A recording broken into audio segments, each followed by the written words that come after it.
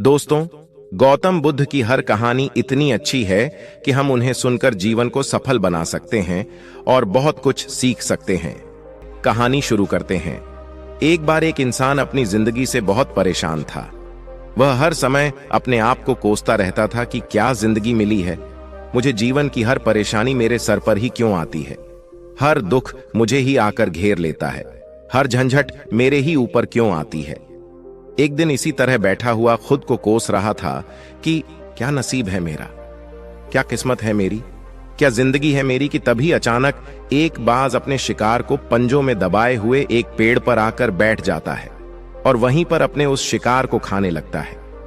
यह परेशान आदमी जब उस बाज को देखता है तो कहता है, क्या जिंदगी है इसकी, क्या जीवन जी रहा है, क्या मजे कर रहा है। ना इसे खाने की चिंता, ना पीने की, ना पहनने की और ना ही परिवार की चिंता।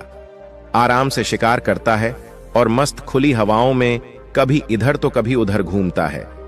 सारे दिन आसमान में उड़ता रहता है। असल जिंदगी तो यही है, असली जीवन तो यह जी रहा है। फिर वह आसमान की तरफ देखकर जोर जोर से चिल्लाता है कि काश मैं भी एक बाज होता तो मुझे भी कोई दुख ना होता, मुझे भी कोई परेशानी ना होती, काश मैं भी एक बाज होता। जब वह 2 से 3 बार जोर जोर से चिल्लाता है कि काश मैं भी एक बाज होता तो मुझे भी कोई दुख ना होता, मुझे भी कोई परेशानी ना होती, तो अचानक आसमान में बिजली कड़कने लग जाती है और आसमान से आवाज आती है कि हे इंसान, क्या हमने सच सुना कि तू हमारी दी हुई जिंदगी से परेशान है और तू एक बाज बनना चाहता है।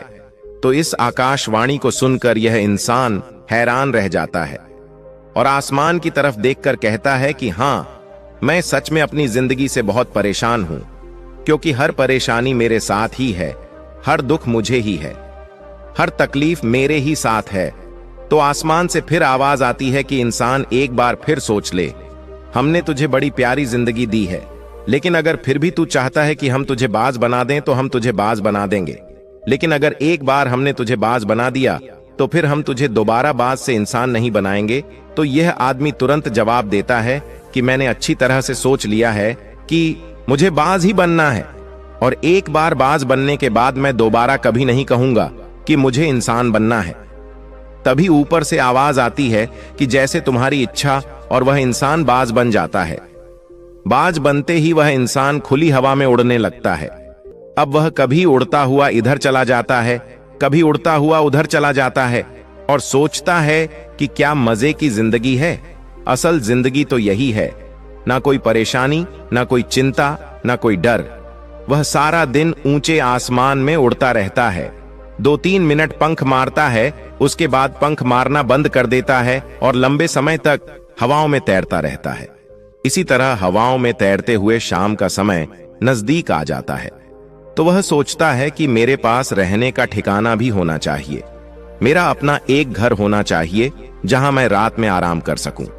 यह सोचकर वह छोटी छोटी लकड़ियां इकट्ठा करने लग जाता है और एक ऊंचे पेड़ पर अपना घर बनाने लग जाता है। एक ऊंचे पेड़ पर अपना घोंसला बनाने लग जाता है। एक एक लकड़ियां इकट्ठा करके वह अपने लिए एक सुंदर सा घोंसला तैयार कर लेता है। रात में उसी में सो जाता है और सोचता है कि सुबह उठकर शिकार करूंगा और फिर से मौज मस्ती भी करूंगा, खुली हवा में उड़ेंगे। सुबह होते ही वह शिकार की तलाश में निकल पड़ता है। हवाओं में उड़ता रहता है, ऊपर जाकर देखता है कि कहीं जमीन पर मुझे कोई शिकार नजर आए तो मैं तुरंत जाकर उसे दबोच लूं और वहीं पर खा लूं, लेकिन उसे कोई शिकार नजर नहीं आता। काफी समय बीत जाता है, वह लगातार ऊंचाई से शिकार को ढूंढता रहता है, लेकिन उसे कोई शिकार नहीं मिलता। फिर पास में ही एक जंगल होता है, वह उस जंगल में चला जाता है, यह सोचकर कि शायद वहां कोई अच्छा सा शिकार मेरे हाथ आ जाए। पहले वह जंगल के ऊपर उड़कर शिकार को ढूंढता है, फिर वह जंगल के अंदर जाकर शिकार को ढूंढता है, लेकिन उसे वहां भी कोई शिकार नहीं मिलता। अब शाम का समय हो जाता है, वह मायूस होकर वापस अपने घोंसले की तरफ लौटता है। रास्ते में थककर एक पेड़ पर बैठ जाता है। जब वह पेड़ के ऊपर बैठा होता है तो उसकी नजर एक बीमार चिड़िया पर पड़ती है जो कि घायल अवस्था में होती है। वह तुरंत जाकर उसे दबोच लेता है, उसके पंख निकालकर अलग कर देता है और उसे खा जाता है। उस चिड़िया को खाने के बाद वह अपने घोंसले की तरफ उड़ जाता है। वह रास्ते में सोचता है कि चलो बीमार चिड़िया ही सही, लेकिन कुछ तो खाने को मिला। वह अपने घोंसले पर पहुंचकर आराम करने लगता है और सोचता है कि सुबह एक अच्छा सा शिकार पकड़ना पड़ेगा, तभी भूख शांत होगी। जैसे ही सुबह का प्रकाश होता है, वह अपने शिकार की तलाश में निकल पड़ता है। वह हवा में उड़ता है, लेकिन आज फिर इसके हाथ कोई शिकार नहीं आता है। काफी समय बीत जाता है। वह ऊंचाई पर जाकर अपनी तेज नजरों से शिकार ढूंढने की पूरी कोशिश करता है, लेकिन उसे कोई भी शिकार नजर नहीं आता है। फिर वह पास के उस जंगल की तरफ चला जाता है, लेकिन उसे वहां भी कोई शिकार नहीं मिलता। इसी प्रकार पूरे दिन उड़ते उड़ते शाम का समय हो जाता है। वह निराश होकर वापस लौटने लगता है। रास्ते में एक पेड़ पर आकर बैठ जाता है और सोचता है, काश आज फिर कोई बीमार चिड़िया ही मिल जाती। लेकिन हर बार किस्मत मेहरबान थोड़ी होती है। अब तो कोई बीमार चिड़िया भी नहीं मिली। वह थक हार कर वापस अपने घोंसले तरफ चल पड़ता है और घोंसले पर पहुंचकर भूखा प्यासा ही सो जाता है। वह सोचता है, कल सुबह एक बड़ा सा शिकार करूंगा और आज की भूख भी मिटा लूंगा। वह रात को अपने घोंसले में सोया होता है। वह गहरी नींद में होता है कि तभी एक भयानक तूफान आता है। इस तूफान की हवा इतनी तेज होती है कि इसके घोंसले को उड़ाकर फेंक देता है। उसका घोंसला बर्बाद हो जाता है। बाज बुरी तरह घायल हो जाता है। तूफान के रुकने के बाद बारिश शुरू हो जाती है। तेज बारिश होती रहती है, पर बाज किसी तरह से पेड़ों के नीचे छुपकर बैठा रहता है। बड़ी मुश्किल से उसकी रात कटती है। जब सुबह होती है तो बारिश रुक जाती है। बारिश के रुकते ही चारों तरफ खुशियां छा जाती हैं। चारों तरफ हरियाली छा जाती है। नदियां और झरने तेजी से बहने लगते हैं। सब कुछ फिर पहले के जैसा हो जाता है। लेकिन यह बाज अब पहले जैसा नहीं रहा था। इसका पांव बुरी तरह घायल हो चुका था। इसके पंजे में एक लकड़ी लगी थी। उसकी वजह से इसका पंजा बुरी तरह घायल हो गया था। और आपको बता दूं कि बाज का जो पंजा होता है वह उसके शिकार के लिए सबसे जरूरी होता है, क्योंकि बाज अपने पंजों से ही अपने शिकार को पकड़ता है, दबोचता है और फिर अपनी चोंच के माध्यम से नोच नोच कर खाता है। लेकिन अब इस बाज का पंजा बुरी तरह से घायल हो चुका था। वह पिछले 2 दिनों से भूखा भी था। वह शिकार की खोज में थोड़ा सा उड़ता है कि शायद फिर कहीं कोई बीमार चिड़िया भी उसे मिल जाए, लेकिन कहां बार बार कोई बीमार चिड़िया मिलने वाली थी। वह कुछ देर तक उड़ता है, लेकिन फिर भूख और दर्द के मारे थककर किसी पेड़ पर आकर बैठ जाता है। वह पेड़ पर आकर बैठ तो जाता है, लेकिन उसे पता नहीं था कि यहाँ एक और मुसीबत उसका इंतजार कर रही है। वह मुसीबत यह थी कि 8-10 कौवों का एक झुंड मिलकर इसे परेशान करने लग जाते हैं। इसके ऊपर आकर इसके घाव में चोंच मारने लग जाते हैं। उन्हें भी पता चल जाता है कि यह बाज घायल है और भूख की वजह से कमजोर भी है। यह बाज उनसे बचने के लिए थोड़ा सा उड़ता है और फिर जाकर बैठ जाता है। उनसे पीछा छुड़ाने का प्रयास करता है, लेकिन वह फिर उसके पीछे आ जाते हैं। तो फिर वह उड़कर थोड़ी दूर चला जाता है, लेकिन कौवों का समूह उसका पीछा नहीं छोड़ता और बार बार इसके पास आकर इसे परेशान करते हैं। कौवे अक्सर बाज के साथ ऐसा करते हैं, लेकिन फिर बाज भी उनके साथ एक खेल खेलता है। जब कौवों का झुंड बाज को परेशान करता है और उसका पीछा नहीं छोड़ता है, तो बाज हवा में सीधी उड़ान भरने लग जाता है। वह तेजी से सीधा ऊपर की ओर उड़ने लग जाता है। कौवे भी उसके पीछे होते हैं, लेकिन कुछ देर तक उड़ने के बाद कौवे ऐसी ऊंचाई पर पहुंच जाते हैं जहां पर उन्हें ठीक से ऑक्सीजन मिलनी बंद हो जाती है। उनका दम घुटने लग जाता है, उनकी सांस रुकने लग जाती है।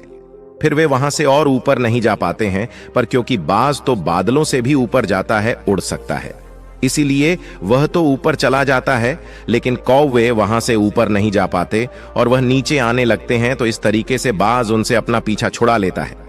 लेकिन ऐसा करने के लिए, इतनी ऊंची उड़ान भरने के लिए इस बाज के पास उतनी ताकत नहीं थी, क्योंकि यह भूखा भी था और घायल भी था।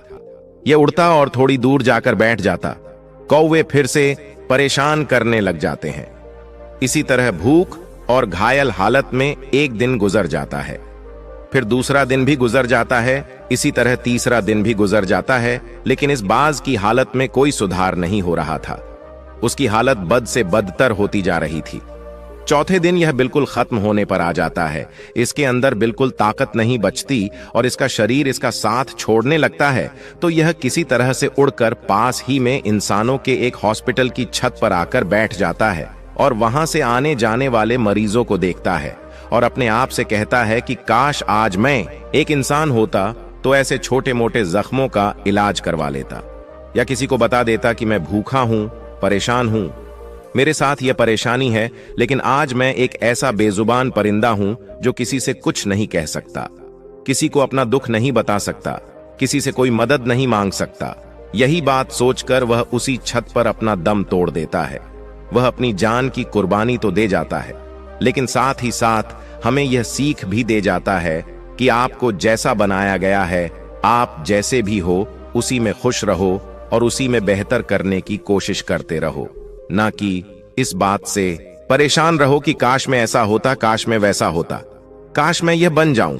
आपको जैसा भी बनाया गया है आप उसी में अपना सर्वश्रेष्ठ करने का प्रयास करते रहो।